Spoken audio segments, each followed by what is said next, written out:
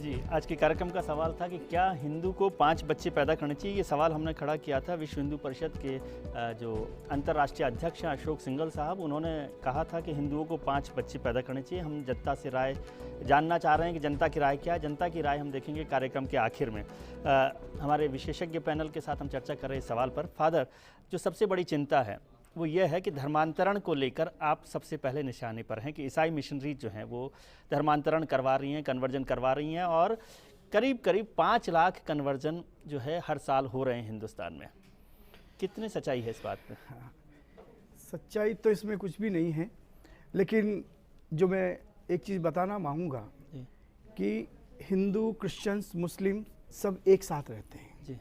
और मैं आपको एक सच्चाई बताना चाहूँगा। मैं आरएसएस की शाखाओं में गया हूँ जी।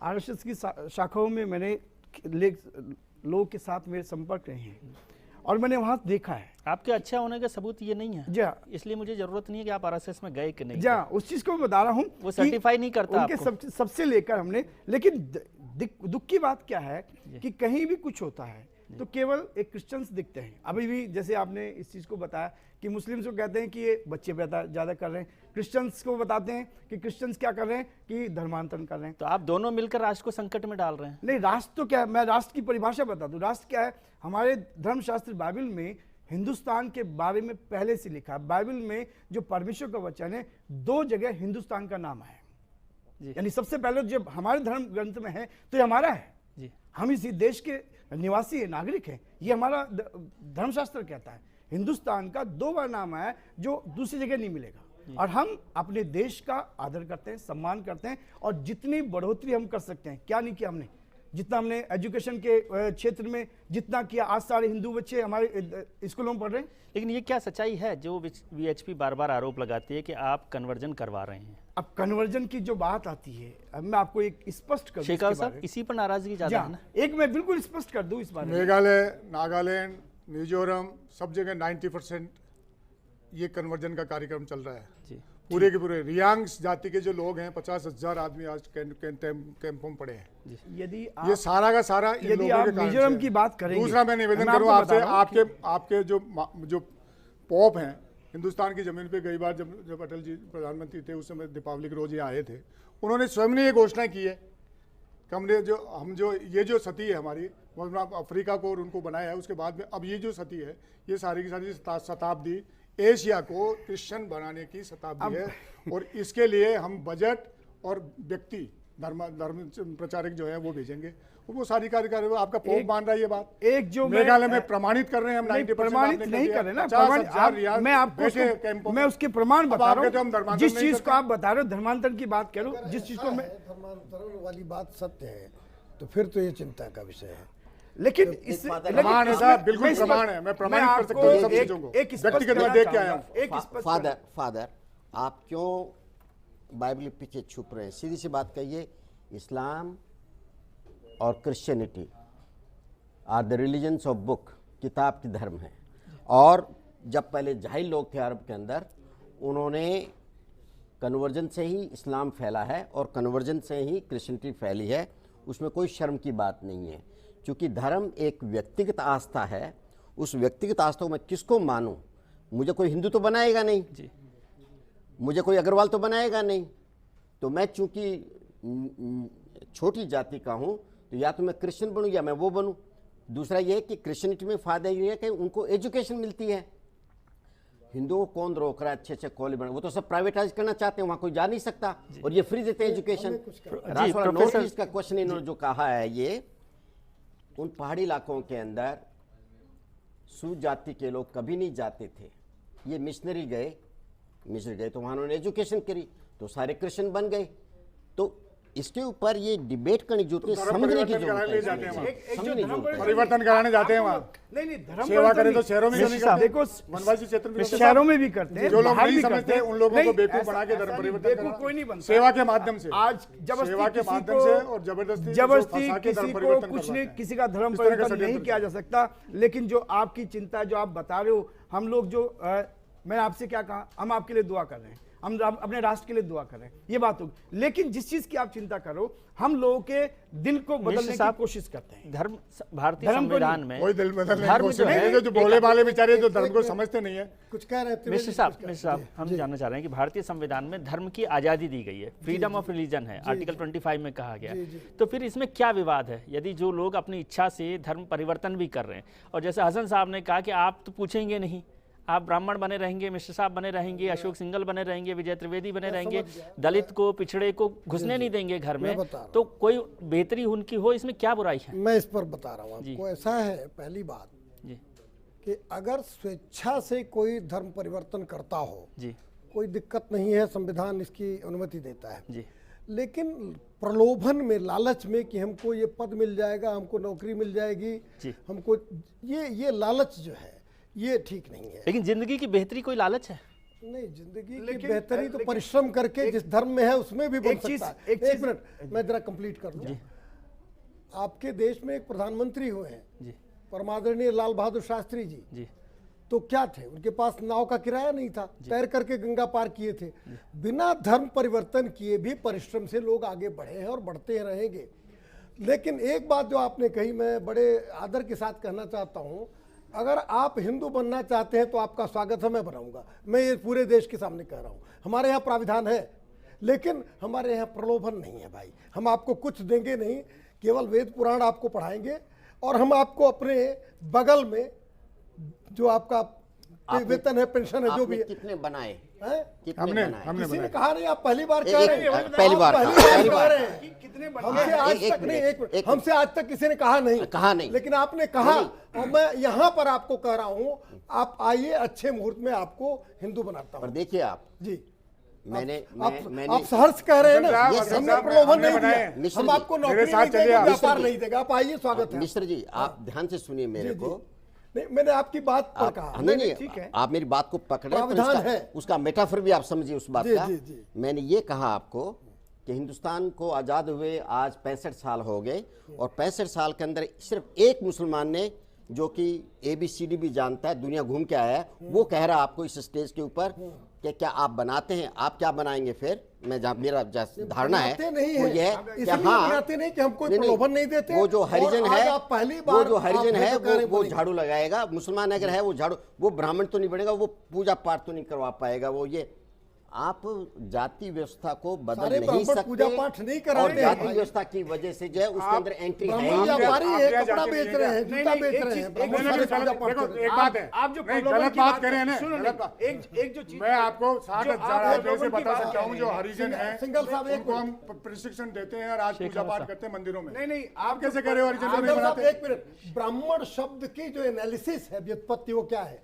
ब्रह्मण अणिति ब्राह्मण, ब्रह्म माने ज्ञान में, अणिति माने जो सांस लेता है, हर सांस से जो ज्ञान अर्जित करता है और ज्ञान बांटता है, एक अर्थ ब्राह्मण का। दूसरा, ब्रह्म कहते हैं ज्ञान को, सुप्रीम रियलिटी को, परमात्मा को। उसके चिंतन में जिसकी हर सांस खर्च होती है वो ब्राह्मण है। तो ब्राह्मण का जो शाब्दिक अर्थ है, जो ट्रू मीनिंग है, वो ये है। और ब्राह्मण तो आप हैं अगर आप पठन पाठन में हैं, अगर ज्ञान अर्जित करते हैं, ज्ञान बांटते हैं।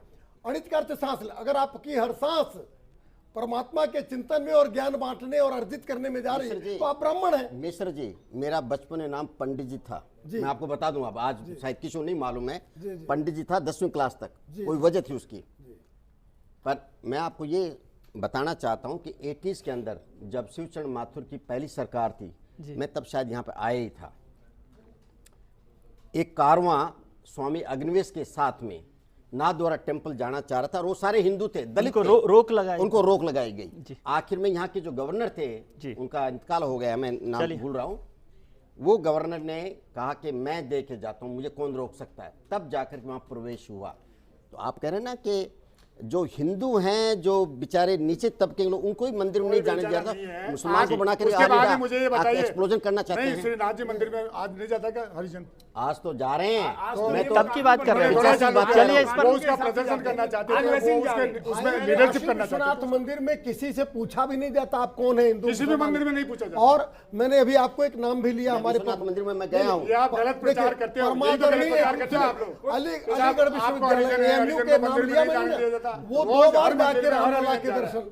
किसी महारिजन को नहीं रोका सन 80 के दशक में इंदिरा गांधी को कहाँ रोका गया था? चलिए इस पर चर्चा जारी रखेंगे। इंदिरा गांधी को कहाँ रोका गया था? हसन साहब इस पर चर्चा जारी रखेंगे ब्रेक के बाद। हम ब्रेक का वक्त है, तुरंत लौटकर आते हैं और चर्चा जारी रखेंगे कि क्या हिंदुओं के 5 बच्चे पैदा करना राष्ट्र हित का काम है। इस पर हम चर्चा जारी रखेंगे। हमारे एक खास पैनल हमारे साथ है, आप भी हमारे साथ बने रहिए। तुरंत लौटते हैं। 2 बच्चे अगर होंगे किसी के तो अच्छी शिक्षा मिल जाएगी, अच्छे घर में अच्छे शिक्षा होंगे, और 5 बच्चों को कहाँ तो पढ़ाएंगे, कैसे करेंगे, कैसे उनका खर्चा चलाएगा घर का? तो आर्थिक स्थिति बहुत खराब हो जाएगी सर, क्योंकि धर्म तो है, हिंदू जो भी धर्म है हर धर्म से ही रहेगा, इंसान धर्म से कभी पीछे नहीं जाएगा। आदमी अपनी स्वेच्छा से ही धर्म को का अनुसरण खुद करेगा ना, किसी के कहने पर उसके अनुसार थोड़ी चलेगा।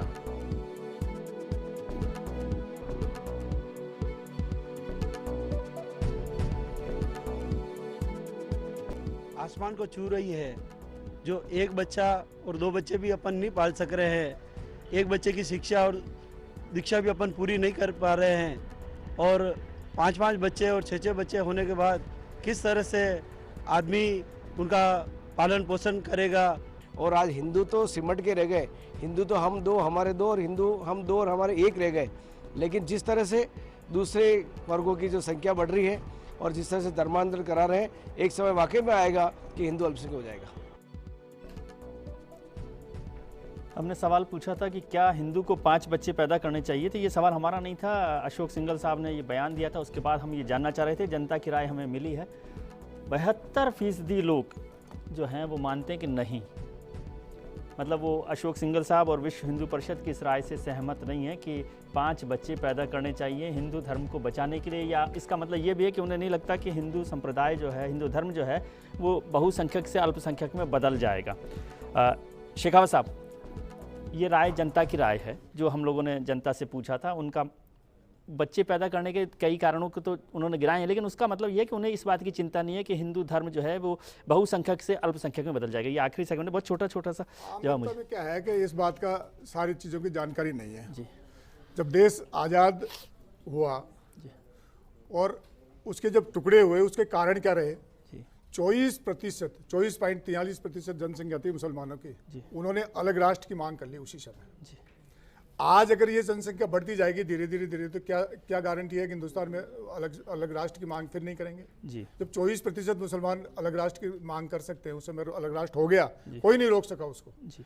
तो ये जो जनता जो है आपकी, जो ये इतनी ज्ञान वाली जो बात है वो समझ क्यों नहीं पा रही? जनता को हिंदुस्तान डिवाइड क्यों हुआ, इसकी पूरी हिस्ट्री मैं बताऊं या आपको मालूम है कि नहीं है? मालूम हिस्ट्री कैसे हुई वो इतिहास में जाने की आवश्यकता नहीं, लेकिन जब मुसलमान जब मांग की ना, सबसे पहले मुस्लिम समाज ने, मुस्लिम समाज ने जब मांग की ना, देश जब बंटवारा हुआ उस समय इस देश में मुस्लिम समाज की 24% 43.43%। अभी आपको राष्ट्र संकट में लग रहा है शेखा साहब? छोटा सा जवाब। अगर ये स्थिति चलती रही, मैं बता रहा हूँ आपको, 7 सिस्टर मैंने बताया, जैसे नागालैंड है, मिजोरम है, ये जो 7 सिस्टर तो किससे मुझे लग रहा है कि ईसाइयों से संकट हो रहा है कि मुसलमानों से संकट हो रहा है? पहले ये संकट तो थोड़ा सा धर्म परिवर्तन का तो आया आपके सामने कि भाई आप हो जाए ना, अलग-अलग क्षेत्र में, अलग-अलग क्रिश्चियन से वो कर रहे हैं, मतलब दोनों से संकट, दोनों से है। क्यों है? धर्मांतरण करवाते हैं। जैसे क्रिश्चियन है, संतान पैदा नहीं करते हैं तो धर्मांतरण करा रहे हैं खूब। अब आप उसमें खुश नहीं है कि अब ये संतान ज्यादा पैदा नहीं कर रहे, उसमें भी आप खुश नहीं है। आप इधर ये ज्यादा पैदा करें, आप उससे खुश नहीं है। आप लोग कहां खुश करें? आप किस बात में खुश होंगे? आप ये बताओ, आप स्टैंड कहां करोगे? ये बताओ कि या तो इधर करें कि भाई आपने बच्चे कम पैदा किए, माननीय अशोक सिंघल ने क्या कहा है? धर्मांतरण हो रहा है, इसलिए समस्या बढ़ रही है। धर्मांतरण, ये ऐसे धर्मांतरण के कारण से धर्मांतरण से मुसलमान कहां बढ़ रहे हैं? नहीं, मुसलमान आप तो आप उस पर भी रोक लगा रहे हैं। जनसंख्या बढ़ने की बात हो नहीं, आप एक जनसंख्या की बात कर रहे हो, अलग-अलग कारणों से। आप ये ऐसे स्थिर हो जाए कि भाई ये है आपका, परिवर्तन से नहीं होता, परिवर्तन करके संख्या बढ़ा रहे हो। क्या होगा? ये जो अब वो उससे जो संख्या हमारी संख्या कम है, मुस्लिम तो और ज्यादा बढ़ जाएंगे, उसको क्या करोगे फिर आप? नहीं, दोनों की समस्या है। उन्होंने यही तो कहा है। बिल्कुल नहीं है। Father let us talk out of box. बस एक छोटी सी बात, आउट ऑफ बॉक्स बोल दीजिए, फिर आखिरी बात मैं मिश्र साहब से करूंगा, बहुत कम वक्त पर। जी आप बताएं। मैं ये कहना चाह रहा हूँ कि मेरी चिंता ये है कि जो अधिकांश हिंदू हैं जी, वो नकार क्यों रहे हैं सिंघल साहब को जी। हम तो इसलिए कि वो हमें बदनाम करने पे तुले हुए हैं। और हमारी मुहिम ये है कि मुस्लिम ज़्यादा से ज़्यादा पढ़ें और जितने भी कम उनके पास में रिसोर्सेज हैं उसको काम मिले, कम बच्चे पैदा हो तो जी। अब तो ये एक्सरसाइज हो रही है। कॉमन सिविल कोड पे मैं इनको बता दूं, 85 के अंदर मैंने सेमिनार करी थी और उसमें पहली बार जयपुर के अंदर मुस्लिम औरतों को बुलाया गया और राय ये थी कि कॉमन सिविल कोड तो होना चाहिए जी। कोई डर होगा वो दूसरी बात है। ये शेखावत साहब, मैं चूंकि उस एरिया में पला पोसा हूँ जहाँ पे शेखावटी कहलाता है, कोई संकट की बात नहीं, कोई भय की बात नहीं है। ये अपना धर्म ही भूल चुके हैं और जो रियल में धर्म है हिंदू का वो भूल करके और सिंगल जैसे धर्म को मान करके ये गुमराह कर रहे हैं। और चलिए, गोयबल ने 100 बार झूठ बोल के कहा था ये सच हो जाएगा, प्रोफेसर तबाह हो गए। प्रोफेसर साहब, आपसे आखिरी बात, जी। क्या जो हसन साहब ने एक नई बात कह दी, हिंदू धर्म भूल गए, क्या हिंदू धर्म? आखिरी बात हम आपसे करना चाह रहे हैं, बिल्कुल बहुत छोटे से में। हिंदू धर्म को संक्षेप में, हालांकि धर्म का अर्थ तो है जो धारण करे जी, जिसको हम धारण करें और जो हमें जिस धर्म का संकट के लिए संकट पैदा रहा उसकी बात कर रहा हूँ। हमारा धर्म तो उपनिषद कहता है संगच्छध्वम संबद्धध्वम संभो मनांसी जानताम समानो मंत्र समिति समानी। ये मंत्र हमारा उपनिषद का है, सबको साथ लेकर चलो, संगच्छध्वम, सबको साथ लेकर चलो, एक स्वर में बोलो और एक साथ रहो, मिल के रहो। ये हमारा उपनिषद वाक्य है। लेकिन मैं साथ में जोड़ना चाहूँगा, नंबर 1, हमारे धर्म को या राष्ट्र को संकट नहीं है जी। नंबर 2, धर्मांतरण अगर लालच देकर हो रहा है, कोई भी किसी भी धर्म की बात कर रहा हूँ, चाहे तो वो हिंदू धर्म हो, इस्लाम हो या क्रिश्चियनिटी हो, तो लालच दे करके भय से भी होता था किसी जमाने में, मुगल शासन में, मैं नहीं कहूँगा, भय या लालच से धर्मांतरण बंद होना चाहिए। न हम किसी को जबरदस्ती हिंदू बनावे, न हम हमारे में से जो गरीबों को लालच देकर के कोई किसी, ये गलत है। और रही बात राष्ट्र की, तो राष्ट्र तो हमारा अखंड तभी रहेगा जब सब मिलकर रहे। लेकिन सबकी राय ये कि राष्ट्र को कोई संकट नहीं हो रहा। बिल्कुल नहीं है। चलिए, बहुत बहुत शुक्रिया आप सबका कि बिग फाइट में इस बहस में आपने हिस्सा लिया और मेरा ज्ञानवर्धन किया है आपने। और सबसे खुशी की बात यह है, मुझे लग रही है कि राष्ट्र को कोई संकट नहीं है। बिग फाइट में कल फिर हाजिर होंगे नए मुद्दों और नए मेहमानों के साथ। तब तक के लिए खुश रहिए और चलते चलते खूबसूरत गीत।